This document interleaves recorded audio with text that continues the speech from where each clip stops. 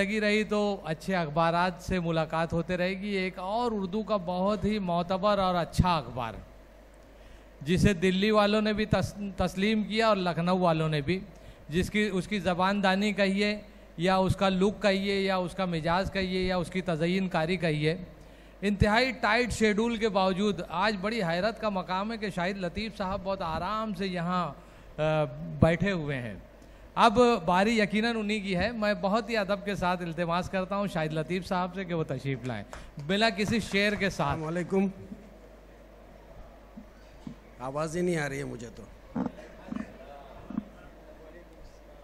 इस महफिल के सदर विनोद मालदे साहब, साहिब एजाज़ और साहिब तहनीत अब्दुल जलील अंसारी साहब, फैज़ान आज़मी साहब, हमारे बुज़ुर्ग रफ़ी अंसारी साहब, एडवोकेट यासीन मोमिन साहब, मुफ्ती हुज़ैफ़ा साहब, कॉमरेड असरार मोमिन साहब, और जिनका नाम मैं नहीं ले पा रहा हूँ, मालदे साहब का नाम सबसे पहले मैंने लिया, सावला साहब। हाँ, तो और इतना अच्छा मजमा। आज मैं बहुत शौक़ से आया था, बड़े इश्तियाक़ के साथ आया था और बहुत खुशी खुशी आया था। अभी इन्होंने जो बात कही कि आज मैं बड़े इत्मीनान से बैठा हूँ, तो इन्होंने हो सकता है कि ये इत्तेफाकन कहीं कह दी हो बात, मजाकन कह दी हो, लेकिन मैं वाकई इस नीयत के साथ आया था कि आज मैं जी भर के सारी तकारीर सुनूंगा। और मैं सारा काम मुकम्मल करके आया दफ्तर का, और ट्रैफिक नहीं, बहुत शदीद ट्रैफिक नहीं मिला होता तो मैं वक्त पर आता। और मैंने मुंतज़मीन से कहा भी था कि शायद पहली मरतबा मैं वक्त पे पहुंचूंगा, लेकिन वैसा भी नहीं हुआ। खैर, बहुत सारी बातें हैं कहने के लिए, लेकिन यह कि जलील भाई की तकरीर से जो निकल कर जो बात आ रही है और जलील भाई की जो ख्वाहिश है, मैं उस पर इज़हार ख्याल कर दूं मुख्तसरन कि जलील भाई ने कहा कि उनकी शदीद ख्वाहिश है कि उर्दू का एक अखबार इस शहर से जारी रहे, बंद ना हो, और बहुत मुस्तहकम अखबार हो। और उसके लिए फ़ज़ा साजगार इसलिए है कि जलील भाई ने ये कारनामा 22 बरस तक बिला नागा अंजाम दिया है। 21 बरस कम नहीं होते। इसमें कितनी सुबह आती हैं, कितनी शामें आती हैं, कितने मौसम बदलते हैं और हर तरह के मौसम आते हैं। जलील भाई ने तने तन्हा ये और रुफ़का के साथ ये कारनामा अंजाम देकर दिखाया है। चुनांचे नज़ीर भी मौजूद है। और आप सोच रहे होंगे कि भाई मैं एक अखबार से वाबस्ता होने के बावजूद दूसरे अखबार की वकालत क्यों कर रहा हूँ। इसलिए कर रहा हूँ कि जो बड़ा अखबार होता है वो बहुत सारी ऐसी बातों को, जुज़ियात को समेट नहीं पाता। चुनांचे बड़े अखबार के मफाद में होता है कि इलाकाई अखबारात निकलते रहें। और ये बात बहुत कम लोग जानते हैं, बहुत कम लोग समझते हैं।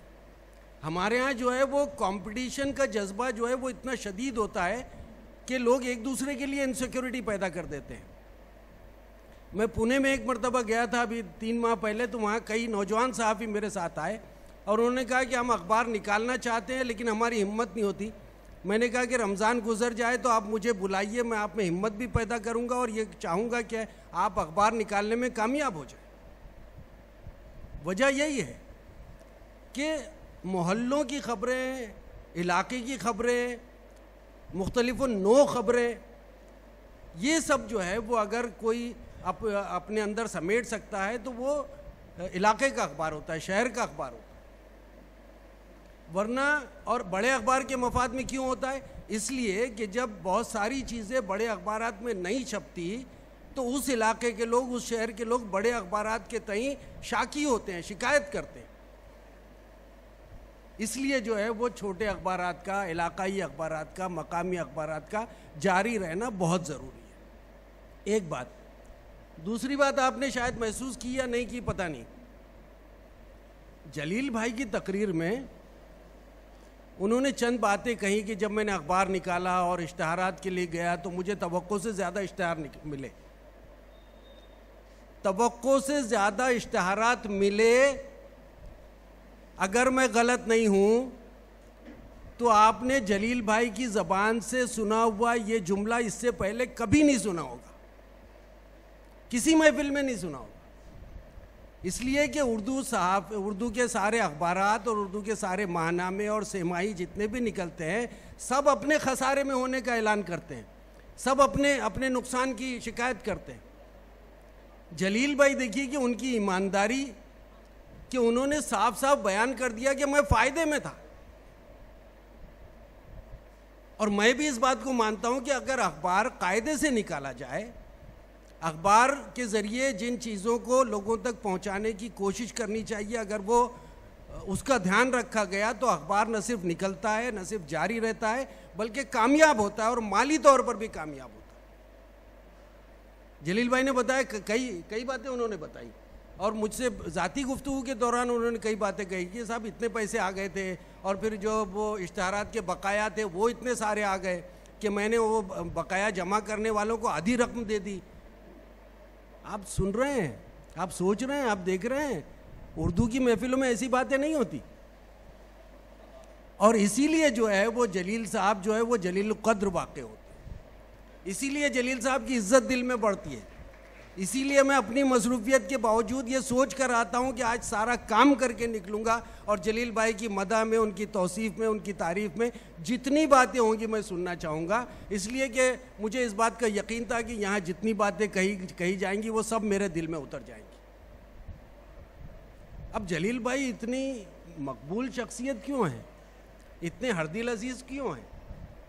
यानी उनकी पुरानी बात जो अब से 20 बरस 30 बरस पहले की वो बातें बताते हैं, उन पर भी गौर कीजिए कि वो मुन्ना भाई थे। मुन्ना भाई जो है वो प्यार का नाम है, या मुन्ना वारफर जो उन्होंने बताया प्यार का नाम है। और फिर जलील भाई जब हुए तो वाकई जलील साबित हुए। लेकिन ये क्यों है, ऐसा क्यों होता है? इतने सारे लोग हैं दुनिया में, उर्दू की इतनी बहुत बड़ी बस्ती है, उसमें मशहूर लोग भी बहुत हैं, लेकिन जो हरदिल अजीज़ी अब्दुल जलील अंसारी के हिस्से में आ रही है वो किसी और के हिस्से में क्यों नहीं आती? उसकी वजह यह है कि इन्होंने ईमानदारी का दामन कभी अपने हाथ से नहीं जाने दिया, ये अपने मौक़िफ़ पर अटल रहे। और जब मैं इनकी सहाफ़ती, सियासी और समाजी खिदमात का जायज़ा लेता हूँ तो मुझे 5 बहुत नुमायाँ खूबियाँ इनमें नज़र आती हैं। पहली खूबी यह है कि उनमें इस्तक़लाल बला का पाया जाता है, मुस्तकिल मिजाज, धुन के पक्के हैं। और धुन के पक्के होने के सबूत उन्होंने खुद फराहम किए, उससे पहले के पेशरो मुकर्रिरीन ने फराहम किए कि अखबार निकालना है, अखबार के लिए जितने पापड़ बेलने हैं सब बेलेंगे, जितनी मशक्क़तें उठानी है सब उठाएंगे, कातिब नहीं है तो कातिब को तलाश करेंगे, अगर तलाश करने के बावजूद कुछ मसाइल आते हैं तो हम दूसरा कातिब पैदा करेंगे। चुनांचे उन्होंने बताया कि एक दिन किसी मैयत में गए थे, वहाँ पर एक तख्ते सियाह देखा जिस पर बहुत खुशखत लिखा हुआ था, तो इन्होंने पूछा किसी से, एक अबुल्लैस नाम का शख्स था, उससे पूछा कि बेटा ये किसने लिखा है? तो उसने बताया कि पीछे गली में एक नौजवान रहता है, उसने लिखा है। चुनांचे ये आ रहा हूँ। तो वहाँ पर जो है वो उस नौजवान के पास पहुँचे, उसको तलाश किया, उसको मुबारकबाद दी, उसकी ख़त की तारीफ़ की और कहा कि आप मेरे लिए काम करना चाहेंगे तो मैं जो है वो आपको अखबार के दफ्तर ले चलता हूँ। चुनांचे उसका हाथ पकड़ के सुबह शाम के दफ्तर लेकर आ गए। उसका नाम था निज़ामुद्दीन अंसारी। तो ये साहब ये जो है वो इन्होंने यकीनी तौर पर ये जानते होंगे कि कितने मसाइल पेश आएंगे, कितनी दिक्कतें आएंगी। और फिर यहीं पे कहानी ख़त्म नहीं होती, बल्कि लेथो प्रेस पर छपवाना हो या ऑफसेट प्रेस पे छपवाना हो, दोनों के अपने मसाइल हैं। इसी तरह से लेथो प्रेस यहाँ पर नहीं था, चुनांचे मुसव्वदा किताबत करके बम्बई ले जाना, मालेगांव ले जाना, ये सारा जो है इनके जहन में पूरा तसव्वुर रहा होगा कि इतने मसाइल, इतनी मुश्किलात और इतनी मशक्क़तें मुझे झेलनी पड़ेंगी। लेकिन उनका अज़्म, उनका जो है वो हौसला, वो पहले तय कर चुका था कि इस अखबार को जारी करना है और जारी रखना है। चुनांचे धुन के पक्के हैं और इस्तक़लाल जो है वो ऐसी चीज़ है जो इनकी शख्सियत में बहुत नुमायाँ तौर पर नज़र आती है। दूसरी चीज़ जो मैंने इनके अंदर पाई है वो है क़िनात। आज की नफसा नफसी के दौर में, ज़र परस्ती के दौर में, मादा परस्ती के दौर में हम क़नाअत पर वाक़यात तो बहुत सुनते हैं, अपने असलाफ़ के वाक़यात, लेकिन क़नाअत है क्या चीज़ ये शायद हम लोग नहीं जानते, और जानते भी हैं तो शायद ये समझते हैं कि क़नाअत हमारे लिए नहीं है, वो मुत्तकीन के लिए। लेकिन जलील भाई की शख्सियत बताती है कि उनमें क़नाअत भी कूट कूट कर भरी हुई है। यानी एक शख्स जो है वो अखबार का एडिटर हो गया, उससे पहले कम्युनिस्ट पार्टी का कम्युनिस्ट पार्टी के लोग उनको जानते थे, उस शख्स ने कभी भी अपनी ज़ात, अपने ख़ानदान और अपने मफाद के बारे में नहीं सोचा। उसने कौम के बारे में सोचा, उसने दबे कुचले हुए मजलूमों के लिए, पसमानदगान के लिए, यानी गालिबन 80 के फसाद के बारे में आपने, 70 के फसाद के बारे में आपने बताया था, 84 के फसाद के बारे में, कि 84 के फसाद के बारे में जो फसाद ज़दगान थे उनको राहत पहुंचाना, उनके मसाइल को सुनना, उनकी बाज़ाबत करी करना, उनके लिए दिन रात परेशान रहना, वो जलील भाई ने आगे बढ़कर किया। इसलिए नहीं किया कि उनको सीपीएम में नामवरी हासिल करनी थी, इसलिए नहीं किया कि सीपीएम में जो है वो उनको कोई ओहदा चाहिए था, इसलिए नहीं किया कि सीपीएम में इन कामों के ज़रिए वो अपना कद ऊंचा करके किसी मर्तबे तक पहुंच सके। जलील भाई ने ये काम किया सिर्फ इसलिए कि शायद वो ऐसे ही कामों के लिए पैदा किए गए। और देखिए कि अल्लाह ताला इतनी सारी मखलूक़ात में चंद लोगों को अपने ज़रिए दिए गए कामों के लिए मुंतखब करता है, अल्लाह ताला मुंतखब करता है। तो मुझे ऐसा लगता है कि जलील भाई को समाजी खिदमत के लिए अल्लाह ताला ने मुंतखब करके इस दुनिया में भेजा। 22 साल के थे, सियासी पार्टी से वाबस्ता हो गए, और आखिर तक, अब तक जो है वो उन्होंने कोई ओहदा कबूल नहीं किया, कोई ओहदा कबूल नहीं किया, कभी टिकट नहीं मांगा, कभी इलेक्शन नहीं लड़े। जबकि जलील भाई चाहते तो कॉरपोरेटर बहुत आसानी से बन सकते थे, सदर बल्दिया भी बन सकते थे। उस वक्त तो कॉरपोरेशन नहीं थी, काउंसिल थी, छोटी थी, और 22 मेंबरान थे शायद, तो ये बहुत आसानी से हो सकता था। लेकिन जलील भाई ने इसको जो है वो अपने शान के ख़िलाफ़ समझा। उन्होंने अपनी शान तलाश की उन गरीबों में, मज़दूरों में, मज़लूमों में, जिनके आंसू पोंछने वाला कोई नहीं था। इसलिए जलील भाई का मर्तबा बहुत बुलंद है। तीसरी चीज़ मुझे जो नज़र आती है वो है बेनियाजी, कलंदराना मिजाज, दुर्वेशाना मिजाज। मेरे और जलील भाई के ताल्लुकात जो है वो कमोबेश 30 बरस के हैं। मुझे नहीं याद आता कि 30 बरस में कभी जलील भाई ने कहा होगा कि शाहिद भाई ज़रा सा मुरासला छपवा दीजिए, और मुझे तो ये भी नहीं पता था कि ज़रीफ़ाना शायरी करते हैं हज़रत। बहुत सारे लोग जो है वो ज़रीफ़ाना कलाम बेचकर अपने आप को मुतारिफ़ करवा देते एडिटर से, लेकिन जलील भाई ने कभी नहीं कहा। इतने मिजाज में कलंदरी है उनकी, और जिस घर में रहते थे उसी घर में रहे, जिन लोगों से मिलते जुलते थे उन्हीं लोगों से मिलते जुलते रहे। और जब आदमी बहुत मशहूर होता है तो उसके अंदर एक तरह की नख़वत पैदा होती है, उसके अंदर एक तरह का गुरूर पैदा होता है। और आपके सामने ये शख्स है जिसमें नख़वत और गुरूर दूर दूर तक मौजूद नहीं। और जिस शख्स को इस बात का एहसास होता है कि नख़वत और किब्र ये अल्लाह को नापसंद है, वो अपने बड़ों से नहीं मिलता बल्कि वो छोटे लोगों से मिलता है, समाज के कमज़ोर तबकात से मिलता है, और इस तरह से तहलील नफ्सी करता है। जलील भाई ने हमेशा अपने से कमतर लोगों को पसंद किया साथ में रहने के लिए। वो बड़ों के साथ में नहीं रहे, बड़े सियासतदानों के साथ में नहीं रहे, बड़े कॉमरेड्स के साथ में नहीं रहे ताकि अपना कद ऊंचा कर सके। वो तहलील नफ्सी करते रहे मुसलसल। और आज भी, यानी आप जैसे जिक्र आया कि भाई वो बीड़ी, रफ़ी साहब ने कहा कि बीड़ी बहुत शौक़ से पीते, तो ठीक है ना, बीड़ी की जगह पर हमने ऐसे ही बीड़ी पीने वालों को 555 का पैकेट देखा उनके हाथों में। ऐसे लोग भी हैं, और ऐसे ही लोग ज़्यादा हैं। उसके बाद जो चौथी चीज़ मुझे उनमें नज़र आती है वो है सलाहियतों की शनाख्त और सलाहियतों की सरपरस्ती।